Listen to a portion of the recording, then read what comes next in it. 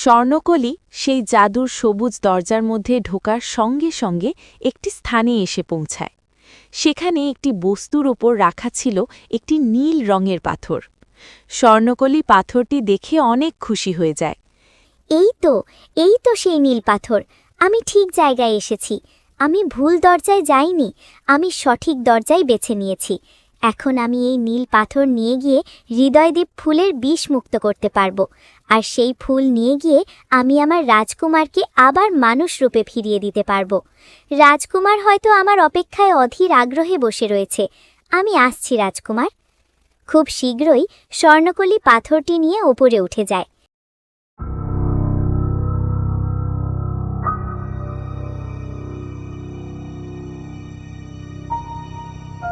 স্বর্ণকলি পাথরটি নিয়ে চলে আসে সেই ডাইনির কাছে। ডাইনি স্বর্ণকলির হাতে পাথর দেখে বলে, তুমি পেরেছ মেয়ে, তুমি পেরেছ। এই তো সেই নীল পাথর।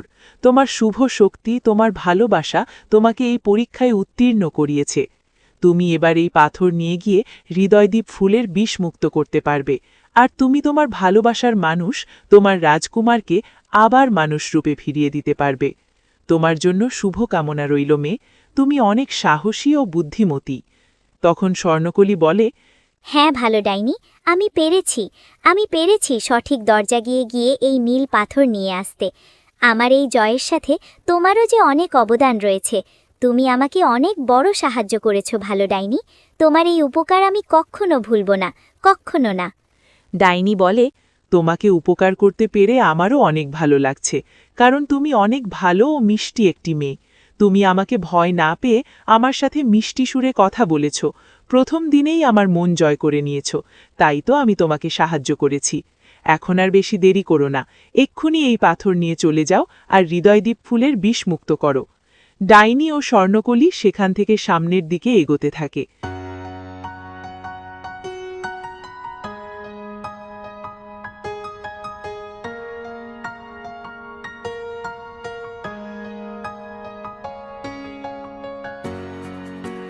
স্বর্ণকলি ডাইনির বাড়ির সামনে এসে ডাইনিকে বলে, ভালো থেকো ভালো ডাইনি, তোমার উপকার আমি কখনো ভুলব না। জানি না আর কোনোদিন তোমার সাথে দেখা হবে কিনা, তবে তোমার কথা আমি চিরদিন আমার মনের মাঝে গেঁথে রাখব, কখনো ভুলব না। তখন ডাইনি বলে, আমিও তোমার কথা কখনো ভুলব না ভালো মেয়ে। যদি কখনো সময় পাও বা কোনো প্রয়োজন হয়, তবে আবার এসো আমাদের এই প্রকৃতির দুনিয়ায়, তখনও আমি তোমাকে এভাবেই সাহায্য করব। স্বর্ণকলি বলে, ঠিক আছে ভালো ডাইনি, এবার আমি যাই, নইলে দেরি হয়ে যাবে। এই বলে স্বর্ণকলি এখান থেকে চলে যায়।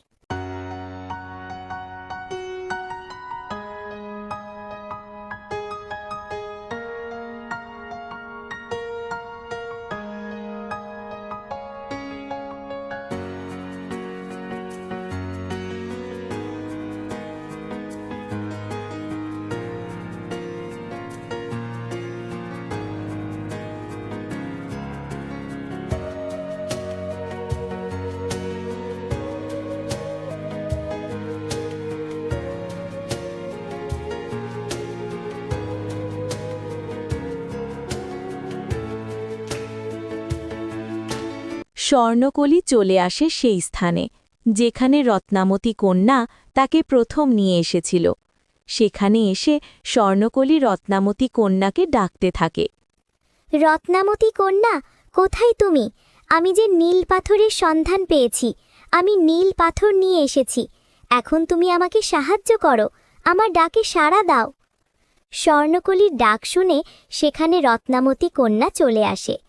রত্নামতী কন্যা এসে স্বর্ণকলির হাতে সেই নীল পাথর দেখে তাকে বলে, আমি জানতাম স্বর্ণকলি, তুমি পারবে। তোমার মাঝে আমি সেই শুভ শক্তির প্রতীক দেখেছিলাম, তাই তো আমি তোমাকে এই পাথরটি নিয়ে আসার জন্য পাঠিয়েছিলাম।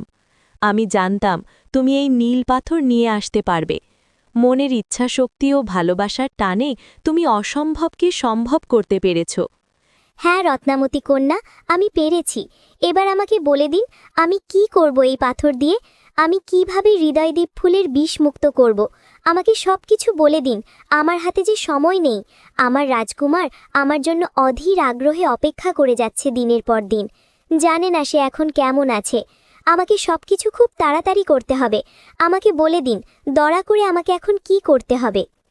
তখন রত্নামতী কন্যা বলে, এখন তোমার আর কোনো চিন্তা নেই স্বর্ণকলি। তোমার যে কঠিন কাজ ছিল তুমি তা করে নিয়েছ, আর তোমার কোনো কঠিন কাজ নেই এখানে। তুমি এখন খুব সহজেই সেই হৃদয়দ্বীপ ফুল বিষমুক্ত করে নিয়ে যেতে পারবে তোমার রাজকুমারের কাছে। তুমি এখন আমার সঙ্গে এসো। এ কথা বলে রত্নামতী কন্যা স্বর্ণকলিকে নিয়ে যায় সামনের দিকে।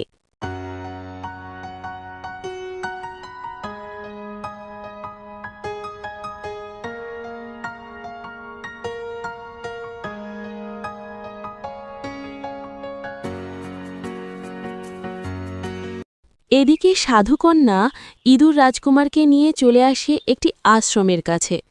তখন পেছন থেকে রাজকুমার বলে ওঠে, সাধুকন্যা, তুমি আমাকে কোথায় নিয়ে এলে? এটা তো দেখছি একটি সাধুর আশ্রম। আমাকে এখানে কেন নিয়ে এলে? আমাকে স্বর্ণকলির কাছে নিয়ে যাও। তুমি তো আমাকে বলেছিলে স্বর্ণকলির কাছে নিয়ে যাবে, তাহলে তুমি আমাকে কোথায় নিয়ে আসলে?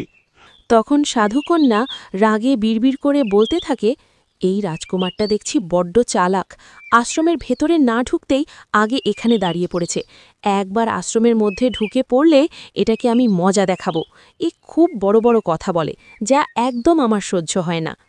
সাধুকন্যা নিজের রাগকে নিয়ন্ত্রণ করে বলে, রাজকুমার, স্বর্ণকলি তো এই আশ্রমের মধ্যেই আছে। তুমি আমার সাথে চলো, তুমি সব দেখতে পাবে। আমি তো তোমাকে তোমার স্বর্ণকলির কাছেই নিয়ে যাচ্ছি। তখন ইঁদুর রাজকুমার বলে, তুমি মিথ্যে বলছো সাধুকন্যা। আমার স্বর্ণকলি তো জঙ্গলের শেষ প্রান্তের একটি ঝর্ণার পেছনে থাকা প্রকৃতির দুনিয়ায় গিয়েছে আমার জন্য হৃদয়দ্বীপ ফুল নিয়ে আসতে। তাহলে আমার স্বর্ণকলি এই আশ্রমে কেমন করে আসবে? তুমি আমার থেকে কিছু লুকোচ্ছ। আমাকে বলো, তুমি আমাকে কেন এখানে এনেছো, আর আমার স্বর্ণকলি কোথায়? ওরা সেখানে এসব দিয়ে কথা বলছিল, তখনই আশ্রমের মধ্যে থেকে বেরিয়ে আসে অদ্ভুত দেখতে একটি দুষ্টু সাধু। দুষ্টু সাধু এসে বলে, এখানে কি হয়েছে? কি নিয়ে এত কথা হচ্ছে? দাসী, তুমি আমার অভিশপ্ত এই রাজকুমারকে এখানে নিয়ে এসেছো? বাহ বাহ, খুব ভালো করেছো। আজ পর্যন্ত কেউ আমার অভিশাপ মুক্ত হতে পারেনি, আর এই রাজকুমারকে নাকি একটি সাধারণ মেয়ে তার অভিশাপ মুক্ত করে মানুষ রূপে ফিরিয়ে নিয়ে যাবে। তা আমি কখনো হতে দেব না। আমি আমার অভিশাপ ভাঙাতে কখনো দেব না। দাসী, যাও, নিয়ে যাও এই রাজকুমারকে বন্দি করো আমার আশ্রমে। তখন ইঁদুর রাজকুমার ভয়ে ভয়ে মনে মনে বলতে থাকে, কি, আমি যে আবার ফেসে গেলাম। আমি আমার স্বর্ণকলির কথা না শুনে এই সাধুর দাসীর পিছু এসে ফেসে গেলাম। আমি কেন এলাম? আমার স্বর্ণকলি যে আমাকে খুঁজে পাবে না। আমি বড্ড ভুল করলাম এই দাসীকে বিশ্বাস করে।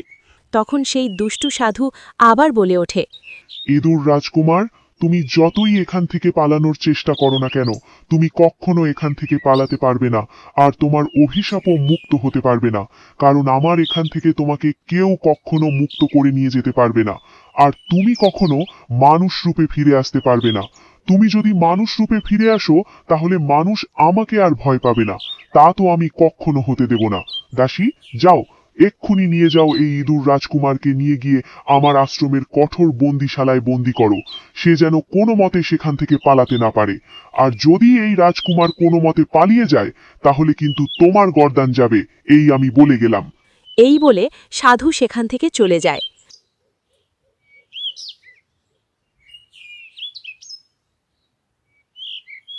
তখন ইঁদুর রাজকুমার সে আশ্রমের দাসীকে বলে, দাসী, তুমি আমাকে ধোঁকা দিয়েছ।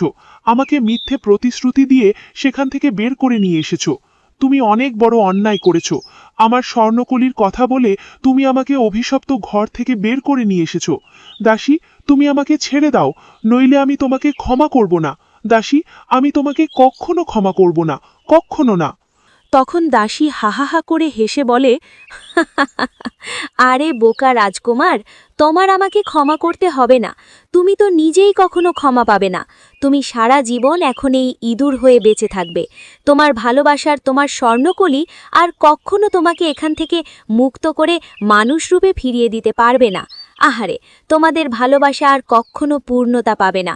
আমার বড্ড আফসোস হচ্ছে তোমাদের জন্য। তখন রাজকুমার বলে, তোমাদের এই অন্যায়ের শাস্তি তোমরা একদিন পাবে।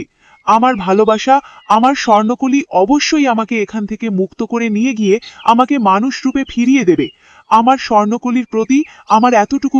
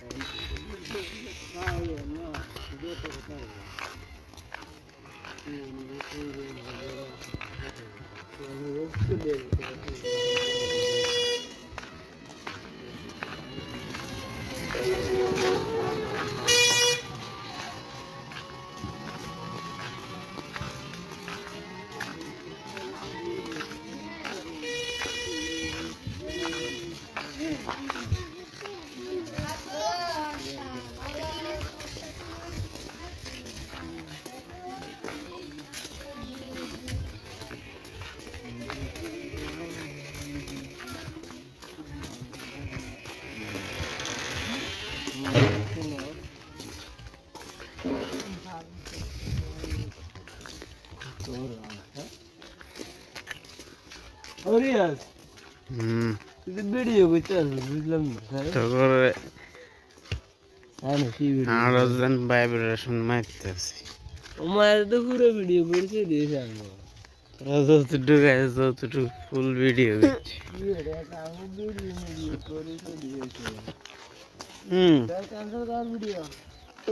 ক্যান্সেল কর হ্যাঁ এটা এনে নতো এটাই তো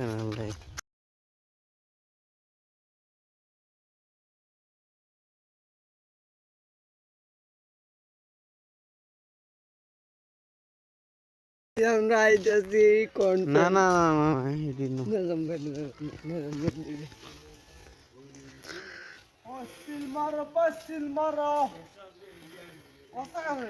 Dame Kona. silmaro. Maro, vai silmaro. Dame silmaro.